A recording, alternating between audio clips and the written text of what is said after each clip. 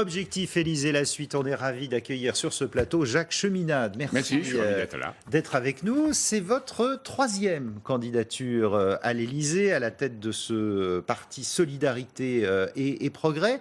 Qu'est-ce que vous venez chercher dans cette élection une nouvelle fois? Le futur. Parce que tout le monde critique le système. Moi, j'ai été rejeté par ce système, ou j'en suis parti en même temps, bien sûr. Mais vous avez fait ça ne m'intéresse l'ENA, pas de le critiquer. vous Ce qui m'intéresse, c'est été voir dans le les système cabinets du futur. ministériels. Oui. Vous connaissez bien, vous avez représenté la Oui. France aux États-Unis, vous connaissez bien ce Et à système Bruxelles quand même. aussi. Je le Vous connais le dedans. connaissez C'est pour du ça, dedans. Vu comment il dysfonctionnait et comment il ne marche pas. Quand j'allais à Bruxelles et que j'ai représenté la France, il y avait à peu près 700 lobbyistes, 6 pays. Maintenant, il y a 27 pays et 30 000 lobbyistes. Donc, c'est pas l'Europe, ça. Moi, je suis tout à fait européen, mais pas pour l'Union européenne, parce que l'Union européenne, elle est sous influence. Elle est Vous dopée. comprenez Mélenchon qui dit dégagez-les tous alors? Dégagez-les tous, non. Voir les preuves et voir ceux qui tomberont. Et je crois qu'il en tombera beaucoup. Parce qu'ils ne sauront pas résister, ils n'ont pas résisté face à cette véritable occupation financière de la France. Mais votre but, c'est quoi en fait? On a eu Nathalie Arthaud il y a quelques jours sur notre plateau qui, elle, nous disait finalement l'Élysée ne me fait pas rêver. Est-ce que vous, c'est votre cas ou quand même vous pensez que vous pouvez aller jusqu'au bout et être président? Non, je ne pense pas pouvoir être président parce que le monde de l'argent s'y oppose. Donc ce monde de l'argent, qu'est-ce que c'est? C'est juste l'argent, c'est pas les citoyens français. Non, c'est l'argent parce qu'il y a un verrouillage depuis 1965 qui s'est mis en place. La chose qu'on ne dit pas, en 1965, on donnait aux candidats qui avaient été validés par le Conseil constitutionnel 1 million de francs pour mettre à égalité ceux qui avaient de l'argent et ceux qui n'en avaient pas. Aujourd'hui, on leur donne 150 000 euros, c'est-à-dire en pouvoir d'achat 14 fois moins. On devrait donner en pouvoir d'achat 1 400 000 euros pour créer un peu d'égalité ou au moins d'équité. Alors pardonnez-moi, mais en 65, il y avait des petits candidats comme vous. Moi, je me souviens, il y avait Marcel Barbu, Pierre Marcilassi. Jean Le Canuet. Alors, Le Canuet, lui, a fait un bon Johnny score. Colgate et Alain Blanche. Oui. Mais ça ne les a pas empêchés de faire des tout petits scores. Mais ce n'est pas la question. D'avoir 1 million de francs. C'est la valeur des idées. Et je crois que les idées de ceux que vous me mentionnez n'allaient pas très loin. Elles étaient sympathiques, mais elles n'allaient pas très loin. Tandis que moi, je suis celui qui a dénoncé dès 1995 qu'on allait droit dans le mur en acceptant un système financier, une occupation de ce système. Alors, système financier, on dit, mais qu'est-ce que ça veut dire? C'est très simple. Une image que je donne hier soir chez Ruquier, une image très simple. On laisse une caissière avoir une fausse couche dans son poste de caissière en lui donnant pas de pause. Voilà, c'est un système. Tout le monde est révolté par ça. Oui, mais tout le monde ne s'adresse pas au cœur du système. Regardez les cris d'orfraie de Marine Le Pen, qui en poussera ici ou là. Or, Bernard Monod, je le lis, c'est son principal conseiller économique, il dit notre souhait est de rassurer les marchés financiers. Pour moi, ça fait tomber toute la démagogie de Marine Le Pen par terre en 1 minute. C'est un peu à la mode de dire que vous êtes anti-système. Tout le monde le dit. Justement, oui, Marine Le Pen, la première d'ailleurs. Si je suis là avec vous, c'est qu'il y a une part encore bonne du système où on peut s'exprimer, où il y a la démocratie. Malheureusement, c'est au moment d'une présidentielle. Donc, entre les élections, même si on fait des choses, on n'est pas couvert. Donc, ce qui est important, c'est de pouvoir dire le système à venir. Celui qui marche. Pas ce monde financiarisé, pas ce capitalisme mondialisé, financiarisé, dérégulé. Ça marche pas. On l'a vu, ça marche pas. On le voit. Donc il faut passer à un monde où ce soit l'humain qui soit au premier rang. Et si vous lisez le préambule de la Constitution, notre propre préambule, chacun a le droit de trouver un travail. Vous croyez qu'on le respecte aujourd'hui? Oui. Jacques Cheminade, vous prenez par exemple sur l'emploi, et on a vu que le chômage avait un peu baissé pour le dernier mois, une grande conférence nationale sur l'emploi. Ça veut dire quoi ça? Ça veut dire de rassembler les responsables politiques, syndicaux, patronaux, pour voir ce qu'ils ont à proposer, ce qu'ils peuvent y apporter. Et cette grande conférence devrait être télévisée pour qu'on puisse voir au lieu de tous quelle est la situation. Et on s'apercevrait qu'il y a des gens qui peuvent créer de l'emploi. Pas Pierre Gattaz avec son petit truc, là, 1 million d'emplois. Non, il n'a pas fait et c'était de la frime. Mais ceux qui veulent vraiment créer de l'emploi, on les trouve dans les TPE, dans les PME et dans les établissements de taille intermédiaire. Pourquoi on ne l'a pas fait avant, si c'est si simple? Parce que, en réalité, ce qu'il faudra faire si on veut créer cet emploi, c'est du crédit productif public. Et c'est là que la bonne question. Pourquoi on ne l'a pas fait avant? Parce que le crédit productif public est quelque chose qu'on dit dépassé, qui est interdit. C'est l'État, la Banque de France, qui avance au Trésor de l'argent. Et le Trésor l'investit à travers le réseau bancaire pour pouvoir développer l'économie. Ce qu'on avait à l'époque des 30 Glorieuses. On dit, ah oui, mais c'était un système un peu rustique. Rustique, mais il marchait. Aujourd'hui, on a un système très sophistiqué qui favorise ceux qui ont de l'argent et qui jouent avec l'argent des autres, même alors, pas avec le leur. Un autre point de votre programme, justement, vous voulez sortir de l'euro, mais vous ne voulez pas forcément de retour au franc, c'est ça? Si, je veux un retour à une monnaie nationale pour les relations intérieures et une monnaie commune pour l'ensemble qu'il faudra créer. Et cet ensemble qu'il faudra sorte de créer, serpent économique européen. ça ressemblera à l'écu, oui, Oui, l'écu. mais en plus Qui avait été étudié. créé par Valéry Giscard d'Estaing. Oui, ça ressemblera à ça. Mais ça sera pour protéger les industries et le faire entre les pays qui y sont prêts. On me dirait maintenant, ils n'y sont pas disposés. Mais il faut que la France se batte pour pouvoir porter ce système. Alors ça veut dire 7 ou 8 pays en Europe, dont l'Allemagne, l'Espagne, l'Italie, sans doute le Portugal, peut-être la l'Angleterre. Belgique. L'Angleterre, elle s'est mise dehors elle-même. D'elle-même. Donc, bon, c'est pas rien contre l'Angleterre, tout contre la City de Londres. Hein. Bon, Vous sortez de l'OTAN également. oui, parce Ça que sert plus à l'OTAN, rien, vous c'est savez, quoi, ça l'euro, je dirais, c'est le vice de cette Union européenne. Et l'OTAN, c'est son bras armé. C'est inscrit dans les traités. Hein. Il y a des pays qui peuvent ne pas en être, mais ils doivent se soumettre à ceux qui en ont, selon le traité de l'Union européenne, traité de fonctionnement de l'Union européenne.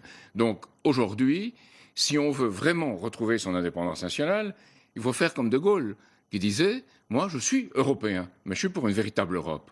Et cette Europe, c'est une Europe. Alors, lui, il n'aimait pas l'Europe des patries, des projets et des peuples.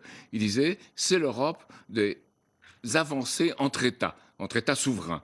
Et moi, je Vous pense êtes qu'aujourd'hui, gaulliste, faut revenir à Jacques ça. Chaminade? Oui, je me sens profondément. Parce que pour tout le le monde côté- l'est en ce moment, hein, y compris au Front Ouais. National maintenant. Ce sont les héritiers administratifs. Hein. Ils parlent, mais ils ne font rien de ce qui était le fondement de la politique de De Gaulle, qui était cette politique internationale, qui était une politique d'indépendance. Il n'allait pas voyager à l'étranger pour recueillir l'approbation de tel ou tel. Et vous dites que vous êtes un gaulliste de gauche. Oui, bien sûr, Jaurès. Vous êtes inclassable un peu. Non, c'est pas du tout inclassable. Il y avait des gaullistes de gauche. Capitan était un gaulliste de gauche, par exemple, ministre de la Justice. Il y en avait d'autres, hein. Et ces gens y croyaient. Malheureusement, un certain entourage de De Gaulle n'était pas de gauche, sûrement pas. Donc il y a des gens qui, aujourd'hui, dans cette élection présidentielle, sont les représentants de cet entourage qui n'étaient pas de gauche. Moi, je suis un gaulliste de gauche en ce sens-là, mais beaucoup plus. Si vous voulez savoir une phrase qui, pour moi, a marqué ma jeunesse, le travail s'empare des choses et les ressuscite d'entre les morts. Karl Marx. Ça demande réflexion, oui. Karl Marx. On C'est-à-dire, prend- oui, les choses qui sont inertes, qui ne servent pas, eh ben, on en fait des choses qui servent l'homme.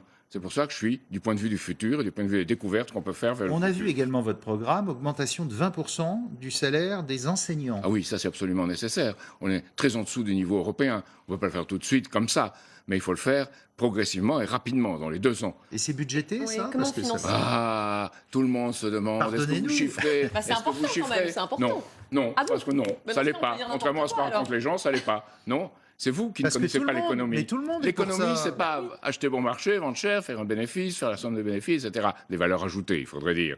Non, l'économie, c'est financer la découverte, c'est financer les applications de la découverte, et c'est financer l'innovation. Et alors, vous pouvez produire davantage avec moins. Et ça, vous avez des investissements qui sont remboursés par ce que vous créez dans le futur et vous remboursez ce que vous avez dépensé. C'est un pari sur le C'est futur. un pari sur l'avenir, ce que disait Louis Armand sur la planification française. Hein. Je vais vous ajouter autre chose. C'est qu'aujourd'hui, Mario Draghi vient dans ce qu'on appelle les Président de la TLRO, Banque les Centrale fonds Européenne. exceptionnels, qui est le président de la Banque Centrale Européenne, verser 235 milliards à des banques. Bon, mais chaque mois, il verse 80 milliards. Prenons simplement les 80 milliards. Multiplié par 12, ça fait 960 milliards. La France a une part dans le produit intérieur brut européen de 12,5. Donc sa part de 12,5 sur ces 960 milliards, c'est à peu près 130 milliards, 125, 130 milliards. Ça va aux banques, ça va à tout un réseau financier où l'argent tourne en rond. Moi, je dis 100 milliards par an, ce qui est moins, mais pour l'emploi, pour l'hôpital, pour l'école, pour le laboratoire, pour que on ne laisse plus une caissière de supermarché avoir sa fausse couche à son poste. Autre point de votre programme, vous souhaitez développer un maximum le nucléaire. Vous ne croyez pas aux énergies renouvelables? Si, je crois par exemple au solaire thermique, par exemple, j'y crois, et je crois pas du tout aux éoliennes, qui je crois est quelque chose d'un surinvestissement sur attraper l'air, et c'est une chose qui peut marcher dans certains endroits, il y a beaucoup de vent, pas dans d'autres. Il y a les moments où le vent est trop fort, le moment où il n'est pas assez. La France est le Donc ça marche deuxième gisement rarement. européen après l'Angleterre Erreur. pour l'éolien. On a commis une erreur. Qu'est-ce que vous voulez? On le verra dans le futur. Mais le nucléaire, c'est pas le nucléaire tel qu'il est. C'est pas le nucléaire livré à Michel Bolloré lorsqu'il était à Framatome et où il a fait une politique qui était une politique de presser le citron. Ça ne marche pas. Il faut le nucléaire. C'est une politique gaullisme, le nucléaire. Vous qui vous dites Michel Bolloré, gaulliste. gaulliste. Non, vous je veux rigolez. dire, les grands investissements Non, nucléaires oui. ont été décidés à l'époque par le général de Gaulle, puis Et Georges Pompidou. Mesmer et les planificateurs de l'époque. Mais un nucléaire, qui soit un nucléaire qui à la fois joue sur les formes futures du nucléaire, c'est la 4e génération, la filière thorium par La exemple. fusion, Il y a des gens, et la fusion c'est après. Mais ça prendra peut-être 20 ans. ce qu'on est en peut-être train de la plus. construire à Cadarache, la fusion. Oui, mais c'est ITER. On a quelque chose de très intéressant dans les Landes aussi, qui est la fusion par laser. Moi, j'étais un ami de Jean Robieux, qui a été celui qui a poussé la fusion par laser, qui est allé voir De Gaulle, et tout le CEA a été opposé. Parce qu'il y avait une création, une administration, ça suppose toujours une création. Mais ça a marché, Donc il vous l'a fait, croyez et au nous sommes très avancés. saut technologique? Je crois beaucoup au saut technologique, à condition qu'on y ait préparé une population et le fonctionnement d'une économie. Le nucléaire peut être un désastre, et il est malheureusement devenu en France, parce qu'on a fait de la sous-traitance en cascade, chaque fois moins. On n'a pas formé les gens, on ne les a pas protégés. Il y a eu des petits accidents dans le nucléaire, et même des accidents assez graves dont on n'a pas parlé. Pourquoi? Parce qu'on a fait... Notamment en France, on a au début. on a appliqué la finance au nucléaire. Ça ne peut pas marcher du tout. C'est une énergie de pointe, et il faut le voir comme une énergie de pointe dans laquelle on doit faire de la matière intellectuelle, de l'argent et une vision du futur. Et toujours penser qu'on ne s'arrête pas un moment, on progresse toujours. Un mot d'une de vos mesures assez originales. Vous croyez vraiment en l'investissement massif dans le spatial. Alors, ça s'insère C'est quoi, alors, dans un concrètement tout. Regardez d'ailleurs cette C'est- image de Thomas Pesquet, ça me plaira. notre spationaute, qui a passé plus de 6 heures cet après-midi à l'extérieur de la Station spatiale internationale. Pour Oui. quoi faire? Eh bien, pour mettre un deuxième sas sur lequel vont pouvoir s'amarrer de futurs vols commerciaux. Ça vous intéresse, ça? Non, pas tellement, les vols Ah bon commerciaux, pas tellement. Vas-y. Faut pas faire de l'espace du commerce. Non, ce qui On s'est dit m'intéresse... qu'on allait vous faire Et plaisir. Deux là. choses m'intéressent de Thomas Pesquet. Deux choses m'intéressent de Thomas Pesquet. Ouais. La première, c'est que c'est un astronaute. Donc il doit être à la fois intellectuellement extrêmement qualifié. C'est pas parce qu'il a fait Polytechnique, mais il est intellectuellement qualifié. Et il doit très bien savoir travailler de ses mains. Le manuel rejoint ainsi l'intellectuel, première chose. Deuxième chose, il s'est adressé aux enfants. Il leur a fait une présentation. Et ça, je crois que c'est formidable. Je crois qu'il y avait 200 ou 250 000 enfants qui écoutaient Thomas Pesquet. Ça, c'est intéressant parce qu'on transmet aux générations futures les acquis des générations passées. Alors revenons à l'espace. Oui, Ce pourquoi n'est- c'est si important dans votre programme? Vous dites même Parce que... que- si vous étiez élu, il y aurait un ministère dédié à l'espace Oui. qui serait créé. Et un travail avec les Européens sur cette question, et les sujets avec lesquels, entre États, on doit travailler. C'est l'espace, c'est la mer, et c'est aussi le L'espace. développement de l'Afrique. C'est trois L'agence choses. spatiale européenne, elle existe depuis longtemps. Oui. Ariane Il y a l'Agence Espace, spatiale c'est la- européenne c'est qui la marche très bien. fusée Il y a quelque chose de très européenne. joli, d'ailleurs, l'Agence spatiale européenne. Ils ont dit qu'il y avait deux sortes de cosmonautes. Les imbéciles qui s'en aperçoivent pas, c'est nous qui sommes sur la Terre et qui ne le savons pas, souvent. Et on va très vite dans l'espace. Et ceux qui en sont conscients, et ceux-là pensent le futur. Donc je pense qu'il est très important de penser et agir avec les yeux du futur. Mon 3e livre de campagne s'appellera La France avec les yeux du futur. Vous pouvez Alors, voir la déjà des colonisation éléments. de l'espace, vous la voyez comment? Vous avez vu qu'un Elon Musk, par exemple, le PDG de Tesla et des fusées Falcon, veut déjà mettre Internet sur Mars. Ce type-là profite des avancées de la NASA. C'est un profiteur. C'était l'ami d'Obama. Ils avaient tous ensemble des plans, des prévisions sur l'avenir avec des intérêts privés. Et ce qu'ils cherchent, c'est à tuer Ariane 6 pour pouvoir prendre la place et avoir une position dominante dans l'espace. Avec Moi, je ses ne crois pas fusées du tout Falcon. au privé dans l'espace. Le privé dans l'espace, à terme, ça ne peut pas marcher. On peut avoir de jolis succès à court terme parce qu'on a pompé chez les autres, mais à long terme, non.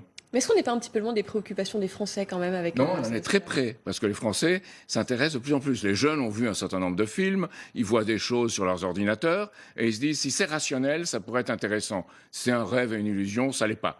Or, les journalistes qui ont traité de ma position sur l'espace étaient côté, je ne sais pas, des concoctions sur l'espace en pensant Tintin et Milou, je ne sais pas quoi d'autre. Ils ne voyaient pas le sérieux, l'avancée de l'espace. L'Agence spatiale européenne, quand elle a lu mes programmes pour l'espace, on dit c'est trop compliqué, mais c'est exactement ce qu'on aurait pu écrire nous. Ben, j'en ai écrit un pour cette fois-ci un peu moins compliqué. C'est la colonisation des planètes? Non, c'est l'exploration. Il faut savoir ce qui s'y passe et comment ce qui passe, il y en a à apprendre sur nous. Notre technologie, elle est rudimentaire pour explorer les planètes. Hein. Il faudrait au moins aller à la vitesse lumière si on veut avancer. Attention, non, pas pour aller sur Mars. Pas pour aller sur Mars. Non, mais pour aller au-delà, oui. Ouais. Et ça, on ne sait pas encore. Peut-être avec la matière, antimatière, on y arrivera un jour, je ne sais pas. Ouais. Mais il faut explorer. Il faut explorer partout. Si vous ne pensez pas avec les yeux du futur, vous répétez les erreurs du passé. Vous regrettez les grands rêves de la NASA, d'Apollo, de vous qui étiez le correspondant, enfin qui vendiez les intérêts français aux États-Unis, cette période-là? Alors, j'ai représenté les intérêts, moi je voyais les idées des gens qui découvraient. Jean Bertin, par exemple, qui avait un laboratoire de découverte à l'époque. Il y avait des gens, le statoréacteur, par exemple, de Leduc. Ouais. Toutes ces découvertes-là. Tout ça, ça n'a pas marché. Non, ça n'a pas marché. Ça a été arrêté par les gouvernements. Ça a recommencé aujourd'hui. Si vous avez